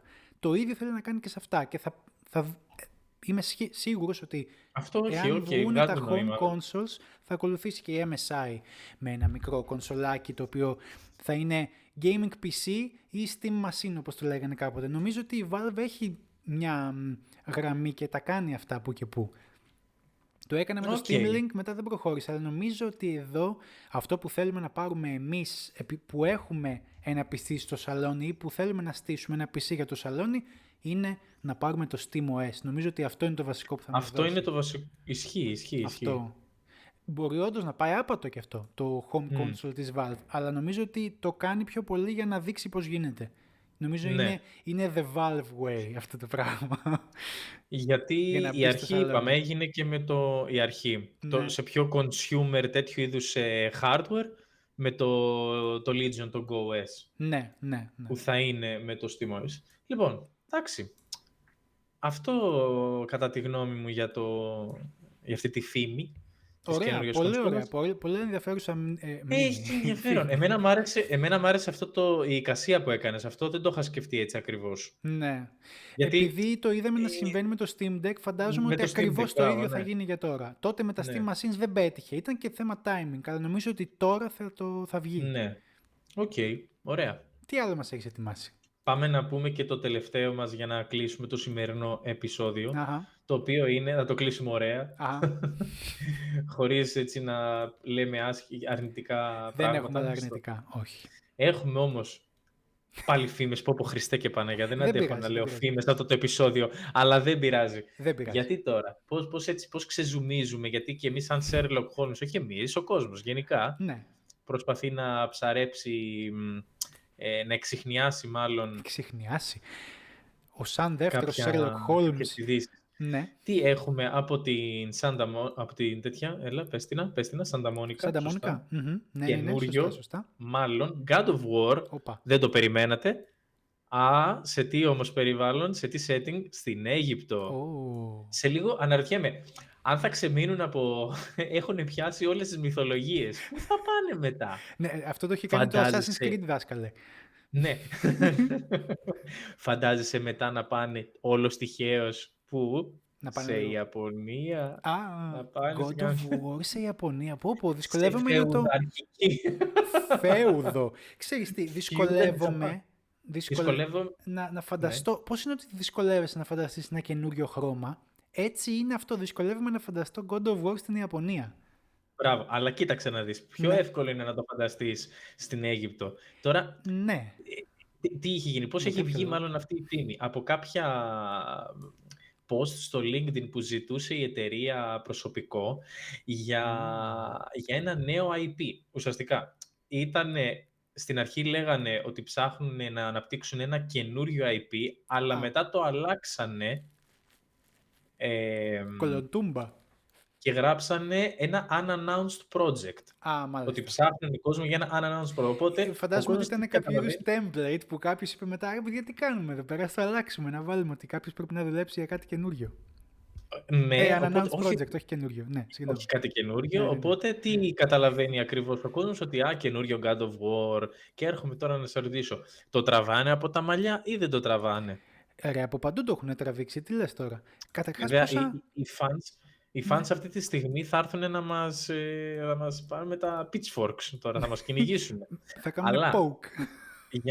Για να υποστηρίξω όλους τους fans, υπήρχε μια συζήτηση μάλλον τότε, το 2018, όταν ξεκίνησε το reboot των παιχνιδιών που είχαμε το καινούριο God of War, ας πούμε. Ναι.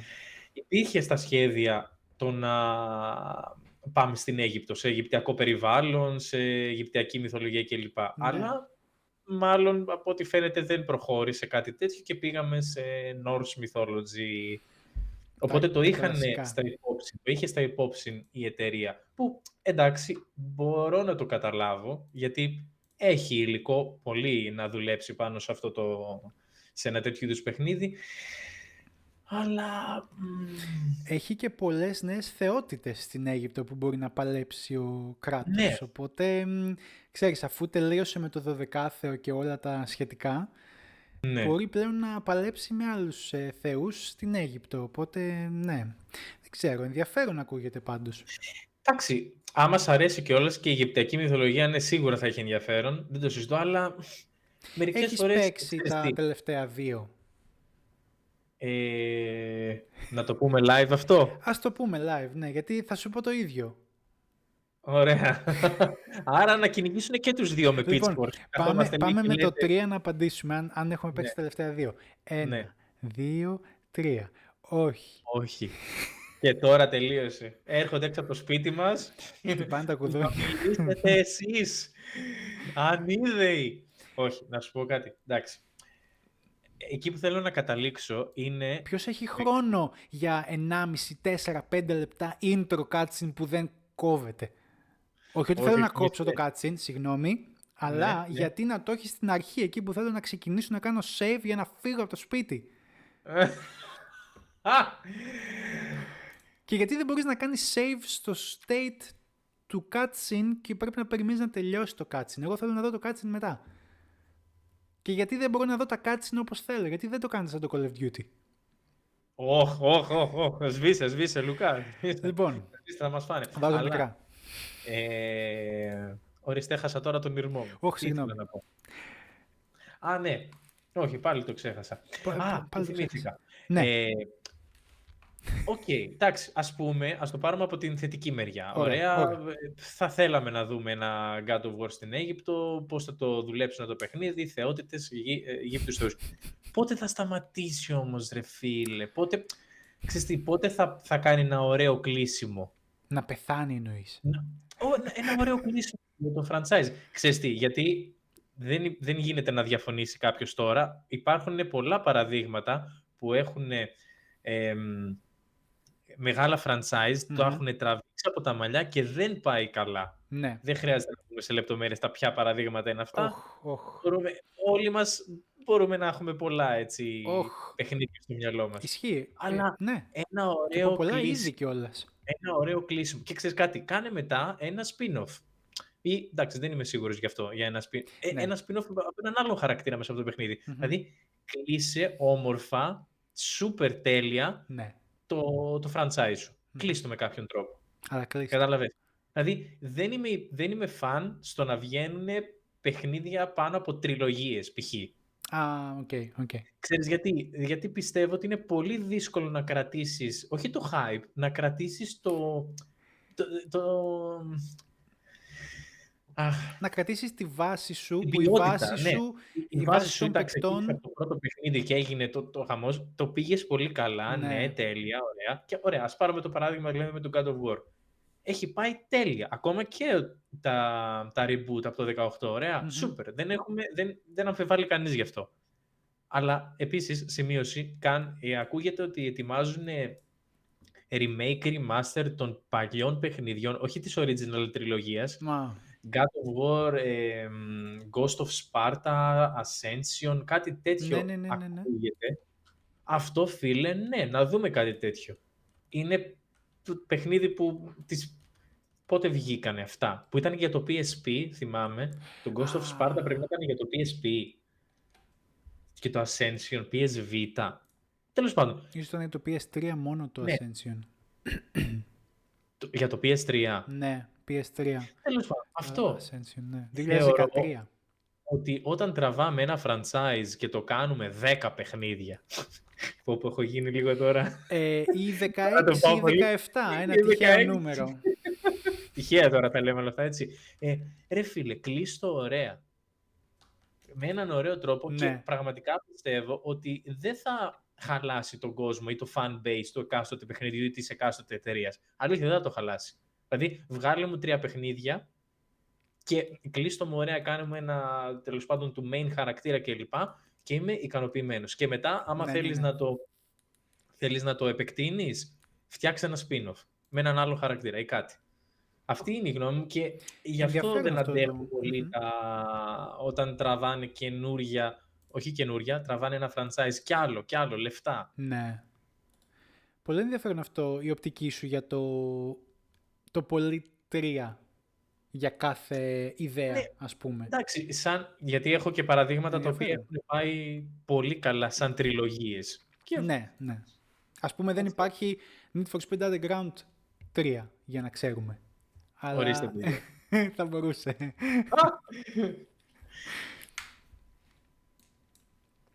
Ναι, αυτό. Λοιπόν, για τον Οκ. God of War. Οπότε, μάλλον, υπάρχει μια περίπτωση να το δούμε ένα νέο setting στην Αίγυπτο με τον Κράτος. Μάλλον. Μακάρι, για να έχουμε ένα γνώριμο άτομο στην Αίγυπτο, γιατί δεν ξέρω πολλά από Αίγυπτο, να σου πω την αλήθεια, ξέρεις, οπότε... Εντάξει. Αλλά το ωραίο είναι, με αυτού του είδους τις φήμες, λέμε αυτό και το κλείνουμε, Ναι. είναι όταν ψάχνει ο κόσμος διάφορα στοιχεία για να βγάλει αυτό το συμπέρασμα. Δηλαδή, πώς από ένα post που έκανε ο Cloud Solongi, πώς είναι αυτός Πολύ ωραίο όνομα. αυτός είναι, θα σου πω, είναι character supervisor στη Santa Monica. Ο τύπος τι έκανε, διαβάζουμε λίγο το άρθρο για να το πω πιο συγκεκριμένα. Άλλαξε το new IP, ότι ετοιμάζουν ένα new IP και συζητάνε άτομα για την την ανάπτυξη. περιγραφή της New unannounced job listing. project, ακριβώς. Ναι. Και ότι ψάχνουν δηλαδή developers. Μάλιστα. Και ουσιαστικά αυτές οι φήμες ενισχύονται γιατί υπήρχε όντως, ξαναλέμε, στις συζητήσεις. Είχαν βγάλει και ένα concept art όπως έχουμε και στο άρθρο, όπως έχουμε και στο link που δείξαμε. Concept art από το σε αιγυπτιακό setting. Κατάλαβα. Αλλά δεν προχώρησε, πήγε στην Norse. Ναι. Νορβηγική μυθολογία. Νορβηγική μυθολογία. Ενδιαφέρον το setting της Αιγύπτου. Πολύ διαφορετικό τους από τα κρύα, ξαφνικά σε πάνε, σε βγάζουν και σε φέρνουν στην Αίγυπτο. Εμένα προσωπικά μου αρέσει περισσότερο από το σαν setting και μυθολογία. Μου αρέσει περισσότερο η Αιγυπτιακή από την Νορβηγική, αλλά εντάξει, αυτό γούστε. Καλά, σίγουρα, ναι. Μάλιστα. Νομίζω φτάσαμε κάπως έτσι στο τέλος, έτσι. Ναι. Αυτά λοιπόν για το σημερινό podcast. Εάν σας άρεσε, αφήστε μας ένα comment και κάντε ένα subscribe για περισσότερο τέτοιο υλικό για να μας βλέπετε και πιο συχνά. Θα βρείτε κάτω στην περιγραφή και τα θέματα και τα πάντα και φυσικά τα άρθρα αυτά που συζητήθηκαν σήμερα θα τα βρείτε κάποια από αυτά στο 8bits.gr. Θα τα πούμε λοιπόν στο επόμενο. Γεια σας.